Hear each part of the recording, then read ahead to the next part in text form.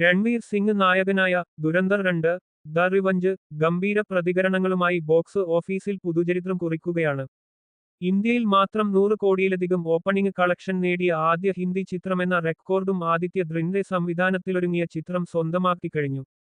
ആദ്യ ദിനത്തിൽ ഇന്ത്യയിൽ നിന്ന് 102.55 കോടി രൂപ സ്വന്തമാക്കിയ ചിത്രം പെയ്ഡ് പ്രിവ്യൂ കളക്ഷൻ അടക്കം 145.55 കോടി രൂപയാണ് ആകെ സ്വന്തമാക്കിയിരിക്കുന്നതെന്നാണ് റിപ്പോർട്ട്. ഇന്ത്യയിലുടനീളം 21,728 ഷോകളാണ് ഇന്നലെ നടന്നത്.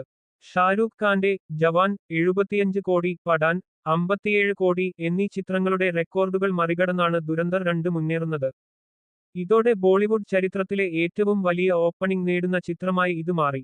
ലോകമെമ്പാടുമുള്ള തിയേറ്ററുകളിൽ നിന്ന് ആദ്യ ദിനം ചിത്രം ഏകദേശം 172.63 കോടി രൂപ കളക്ട് ചെയ്തതായി ഇൻഡസ്ട്രി ട്രാക്കറായ സാക്നിൽക്ക് റിപ്പോർട്ടു ചെയ്തു.